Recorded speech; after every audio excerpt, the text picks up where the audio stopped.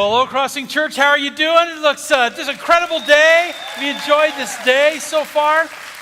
Absolutely amazing. I want to welcome all of our campuses that are joining with us. Everyone in Macomb, we welcome you. And Kirksville as well, we welcome you. At 929, we welcome you this fine day. We welcome everyone in Pittsfield and Hannibal. Welcome everyone in Lyman, Mount Sterling, and Keokuk. All 9 locations. Just want to welcome all of you. And what an awesome opportunity we have to just dig down into the life of Christ, because when you spend time in His story, it changes your story. It changes you, changes me. Every time I study for one of these sermons, it just affects me. It does. It gets into my heart, into my life. I see things I never saw before, and God just reveals incredible things that I can take with me, and I can walk out in my life on a daily basis. And I know if He's doing that with me, He's got to be doing that with you. And so there's a lot of ground that Jesus is taking as we spend time just in His story. You know, last week we talked about Jesus being this master discipler, that He had this ability to pull these guys in and concentrate on them. You know, the crowds, they were fickle. They would come and they would go, but those 12, they stuck with Him. And even they left Him at one time. You know, when He was on the cross, when He was arrested and on the cross, they all left but one, and that was John. But they came back, and they dedicated the rest of their lives and were willing and did lay their lives down for the testimony of Jesus Christ. So we're watching the formation of that, and we're in the 3rd year of Jesus's ministry. Now, it's obvious by now. We've been going through these 2 years, and now we're into this 3rd year, and it's obvious to everyone, us and everyone in the story, that Jesus has power. He has power. He has more power than anyone had ever seen. But the question would be this: where's that power come from? Where's He getting this ability? What's He tapping into? And what does He intend to do with this power? He has all this power, but what's going to be the outcome of it? What's He planning on? Now, we already know that Jesus is at odds now with the religious leaders. And there is a desire that is growing in the Jewish religious community to silence Him in any way possible. They're trying their best to quiet Him down. They see real danger in what Jesus is doing. And their conclusions are becoming plain to us as we read through it because of what He's saying and what He's doing. I mean, you think about it, like today, here's what we're going to be talking about. He claims to have the power to forgive sins. Now, who has the power to forgive sins? Well, everybody knows that that's God. God has the power to forgive sins, but Jesus claims that He has the power to forgive sins. He does that with this woman that's has been taken in adultery and brought before Jesus. He calls Himself the water of life. That's a powerful statement, wouldn't you say? He calls Himself the light of the world. That's another pretty grandiose statement. He says that He comes from heaven, that He comes from above. Even though they know that His hometown is Galilee and they know His family, He says that He comes from above, that He comes from heaven. He also says that He and He alone is in relationship with God. That's a pretty powerful statement, isn't it? He says to the religious leaders that He existed before Abraham did. Now, what do you make of that? What are you making yourself out to be if you're saying that you existed over 2,000 years ago? And He also claims to be the only way to have access to God. Now, that's a lot. That's an awful lot. You see, the answer that Jesus gives to this first question is clear. Where does my power come from, Jesus says? It comes from heaven. It comes from God. It emanates through me. Why? Because I am God. That's what Jesus is saying.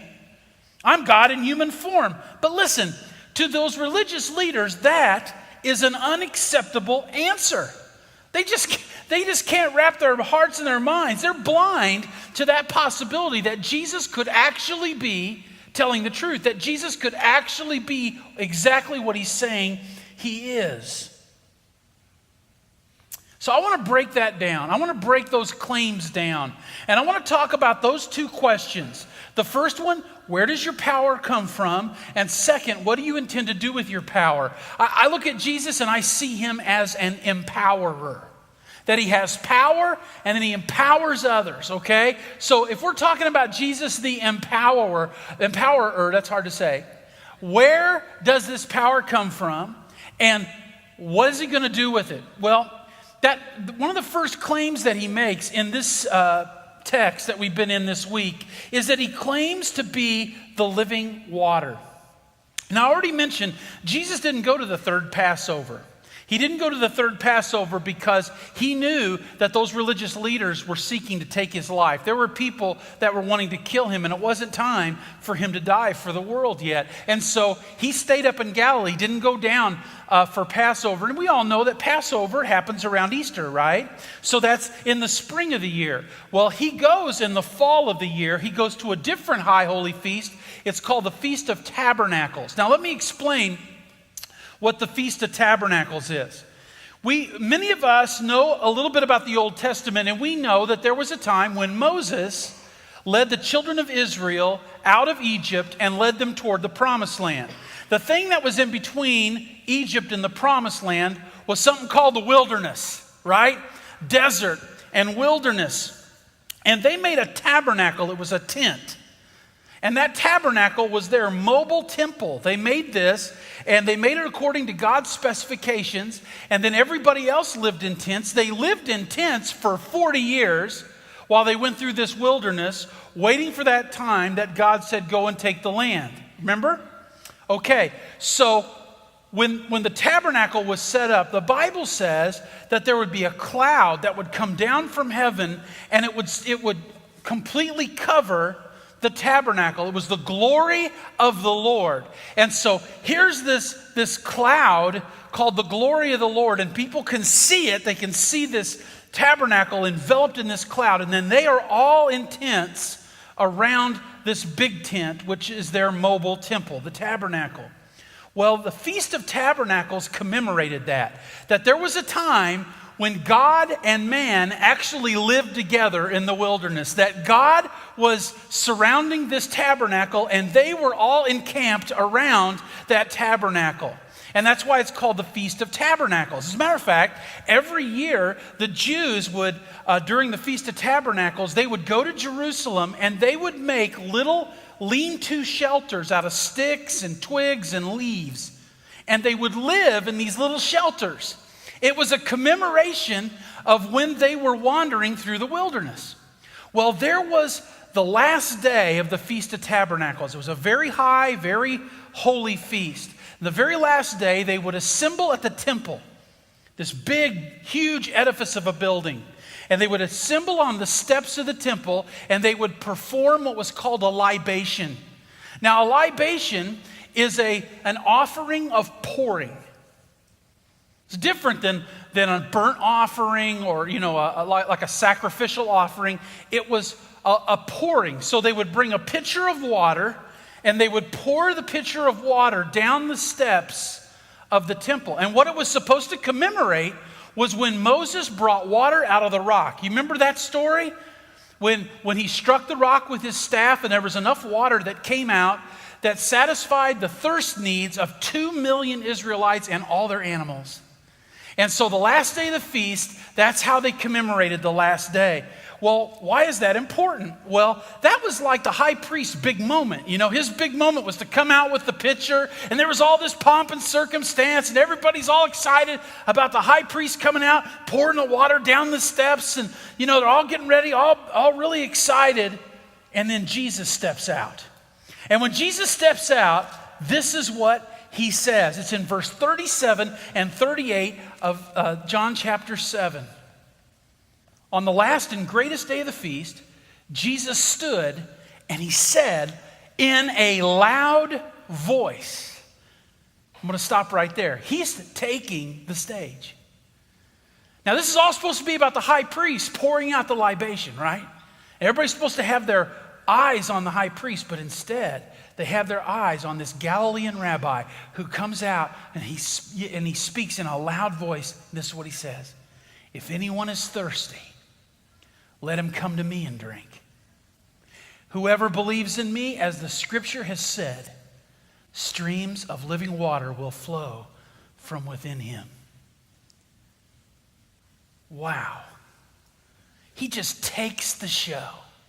Totally steals the show from the high priest and claims to be the living water. Not only is he living water, but he is a kind of water that once you come in contact with it, streams of living water will flow out of you. What an awesome statement, but what a dangerous one if you're the high priest. That's a pretty big claim. People were willing to believe these claims because of all the miracles that Jesus could do. Because they knew, even the high priest, even all these other religious leaders, they knew he had power. He claims to be the living water. He doesn't just do that, but he claims the ability to forgive sins. Just after that, in John 8, we read this story of the Pharisees and the teachers of the law who catch a woman in the very act of adultery. Right in the act of adultery. So when they drag her out of the house and bring her to Jesus, she probably doesn't have anything on or very little on. And it's sometime in between the Feast of Tabernacles, which is in the fall, and Hanukkah, which is in winter, which means it's cold outside. So I want you to think about this. I want you to picture this to some degree in your mind. I want you to picture this woman being dragged out in the street, in the dirt of the street, very scantily clad, if anything on at all, in the cold, totally exposed for everyone to see. And they drag her before Jesus. And they go, the law says that we have the right to stone this woman because she was caught in the act of adultery. There's so much about this little story that's powerful. Here's one of them. Jesus never looks up from the ground. Why is that important? Why does he not look up from the ground? Because he doesn't want to further embarrass this woman. He doesn't look at her. He doesn't look at them. In the Bible, it says that he was just writing in the dirt with his finger.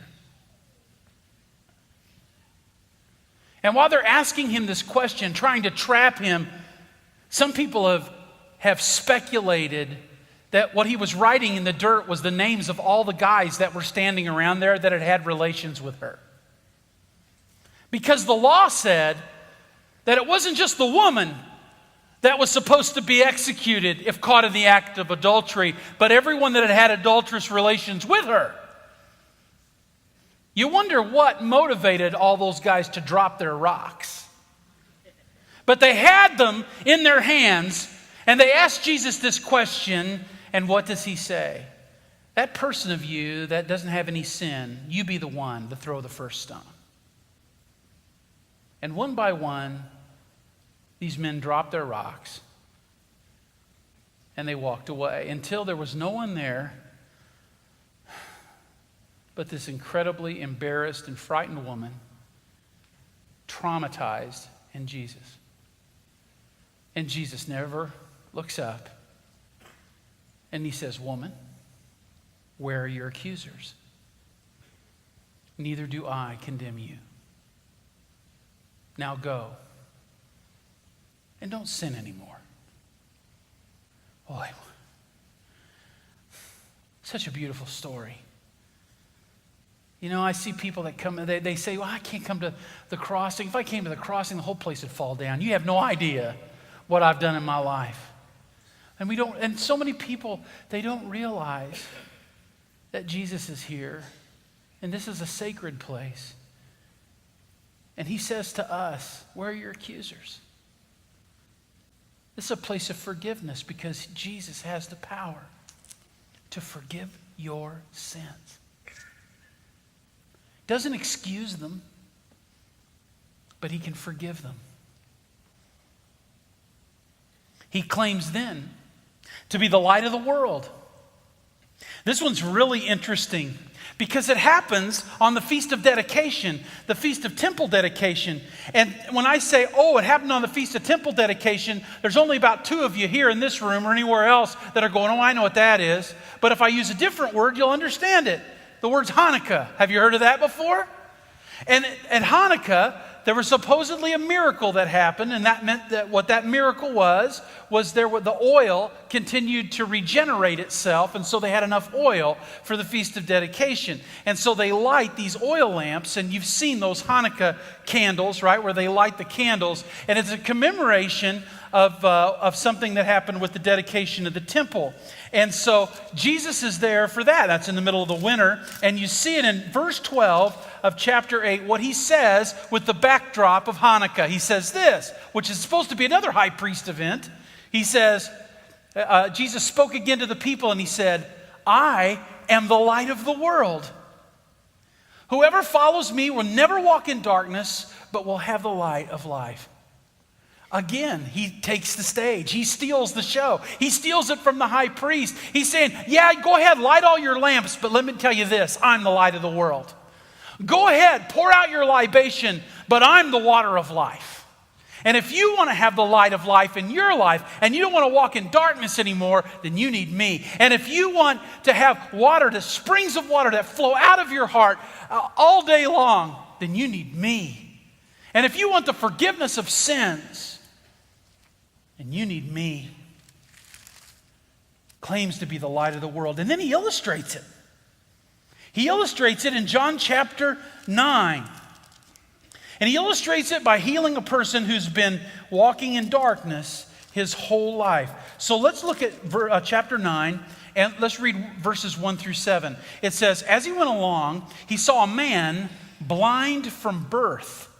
And his disciples asked him, Rabbi, who sinned, this man or his parents, that he was born blind? I want to stop right there. This is why the disciples asked this question. Because if a person was born with a birth defect during Jesus' time, it was considered as a direct result of sin. That was God's judgment on a person. So it was either that person's sin or his parents' sin or his grandparents' sin, but somebody sinned to cause this reality of this physical defect or this physical infirmity. And so they're asking him a question because that's right out of their culture. Listen how Jesus answers. Verse 3 says, neither this man nor his parents sinned, said Jesus, but this happened so the work of God might be displayed in his life. As long as it is day, we must do the work of him who sent me. Night is coming when no one can work. While I'm with you, while I am in the world, I'm the light of the world. So he's talking about that being light of the world, and he's using this man as an illustration. Having said this, he spit on the ground, made some mud with the saliva, and put it on the man's eyes. Go, he told him, wash in the pool of Siloam. This word means sent. So the man went and washed and came home seeing. Isn't that amazing? Well, everybody knew this guy. He was a beggar. He was there every day. And so word starts traveling. And first it goes to his neighbors. It goes to the people that know him and seen him or used to seeing him. And all of a sudden, this guy who's been blind from the day he was born can see. And his neighbors are trying to figure out, how in the world did this happen? How could this happen? Who did this to you? How was it done? It'd be like, front page news. Well, they raise such a fervor that it captures the attention of all those religious leaders, including the Pharisees. So they come to him and they go, who did this? And it's pretty interesting. He goes, I don't know. I was just sitting there begging, and some guy asked me if I wanted to see, and I said, yeah, and he made some mud, and he stuck it in my eyes, which really didn't feel very good. But when I went down to the pool of Siloam and washed him, I could see. All I know is I was blind, and now I can see. That's it. And they were trying to figure out what was going on.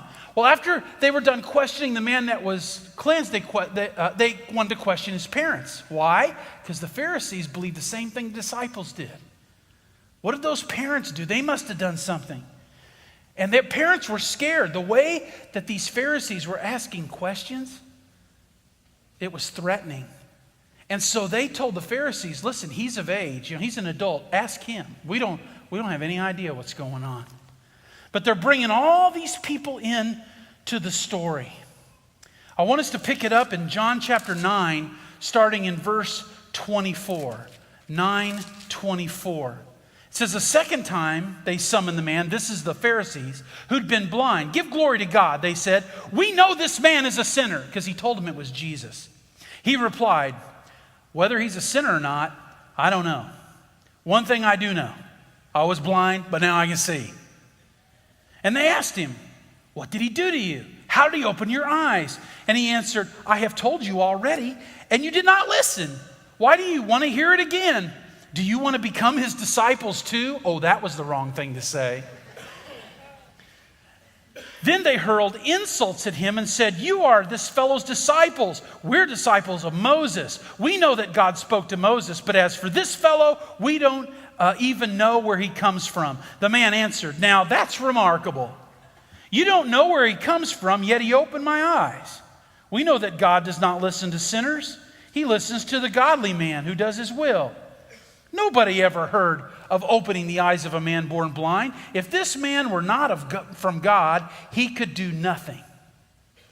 To this they replied, you were steeped in sin at birth. How dare you lecture us?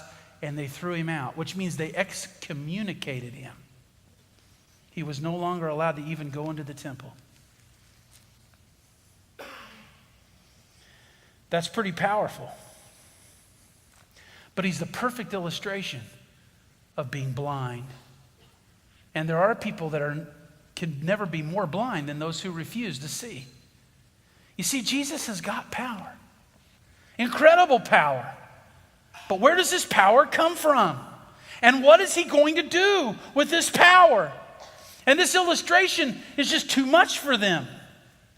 On the other side of it, Jesus tells another story about himself. It's in John chapter 10, verses 7 through 14. It's an important one to talk about because there's a prophetic piece in it as well. It says, Jesus said again, I tell you the truth, I am the gate for the sheep. All who ever came before me were thieves and robbers, but the sheep did not listen to them. I am the gate. Whoever enters through me will be saved.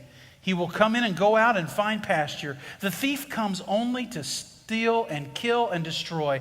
I have come that they might have life and have it to the full. And then he says this, I'm the good shepherd. The good shepherd lays down his life for his sheep. The hired hand is not the shepherd who owns the sheep. So when he sees a wolf coming, he abandons the sheep and runs away. Then the wolf attacks the flock and scatters it. The man runs away because he's a hired hand and cares nothing for the sheep. I'm the good shepherd. I know my sheep, and my sheep, they know me. Isn't that powerful? What is he saying there? I'm the way to the Father. I'm the gate. I'm the only way to get there. You're not going to get there any other way. You know my voice. You know who I am. They don't know who I am. They're blind and they're walking in darkness. But you've seen that light. See what he's saying? Saying it over and over, all sorts of different ways. Right after this, he pulls in 70 people. 70. And he divides them up by twos. So there are 35 teams. And he sends them out throughout Judea to spread the news about who he is and what he's done. He's given them power, again, to be able to cast out demons and do all kinds of healing. You remember he did this before with the 12.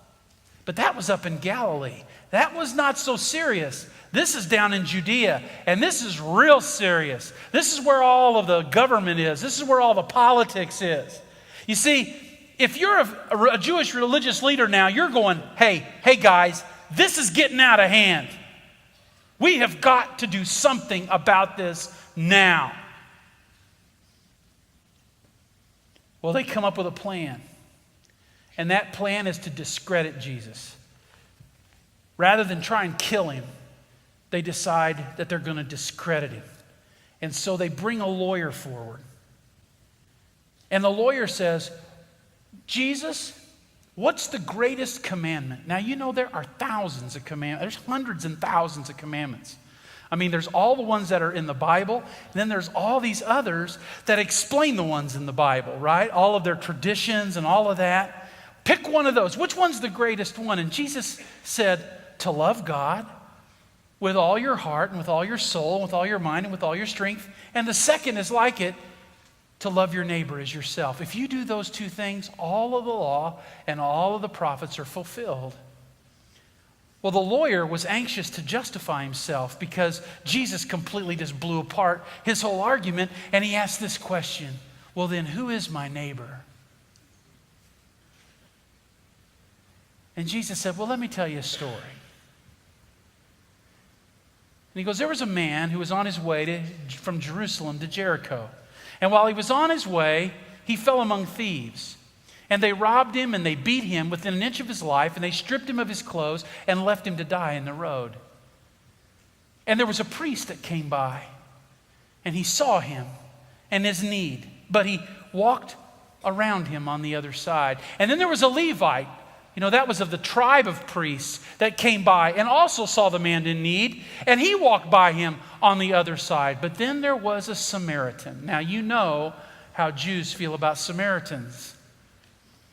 And this Samaritan saw him, and he took pity on him.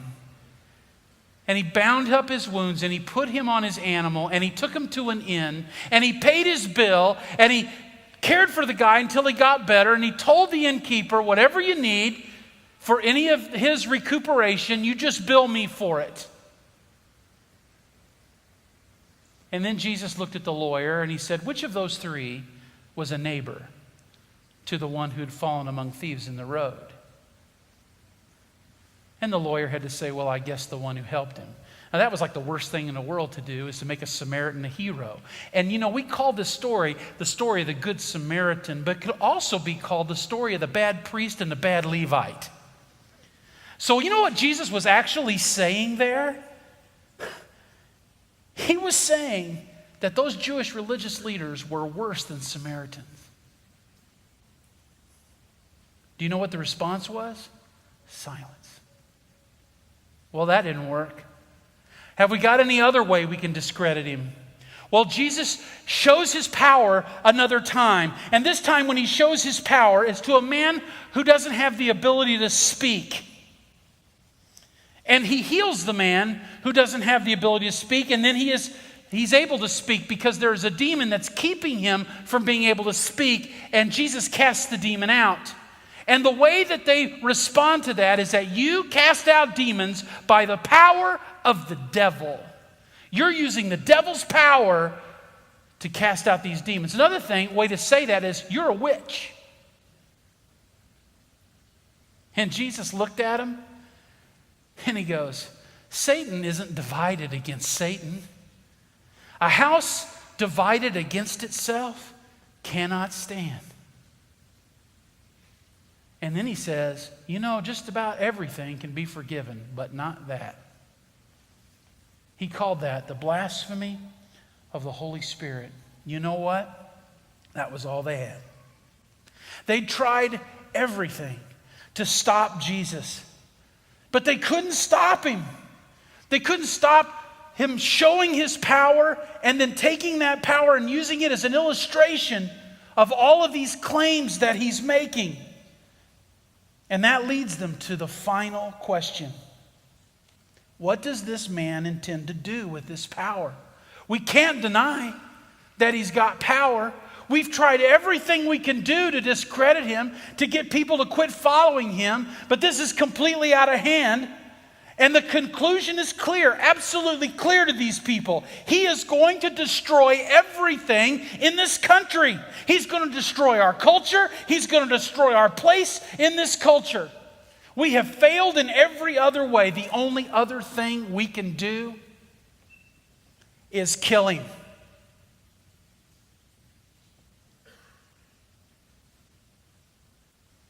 That's what they're left with. Can you feel the drama of it? The drama of this moment in Jesus' life? Jesus has power. Incredible power. Nobody understands and nobody's ever seen before. What will he do with that power? There was a right answer. Their conclusion was the wrong conclusion, but there was a right conclusion. This is what Jesus was going to do with his power. It's referred to in Matthew chapter 11, verses 28 through 30. It says this. Jesus says, "Come to me, all you who are weary and burdened, and I will give you rest. Take my yoke upon you and learn from me, for I'm gentle and humble in heart, and you will find rest for your souls. For my yoke is easy and my burden is light." The right answer is that Jesus came with all this incredible power to do one incredible thing, and that was to save you.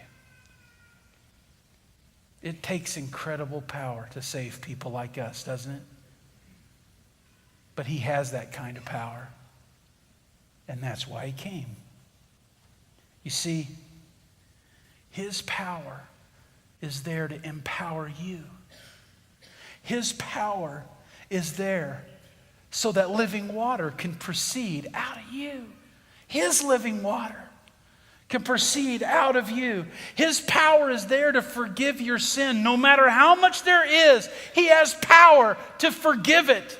There is no sin so great that God's power is insufficient to cover it and to cleanse it and to take it as far away as the east is from the west.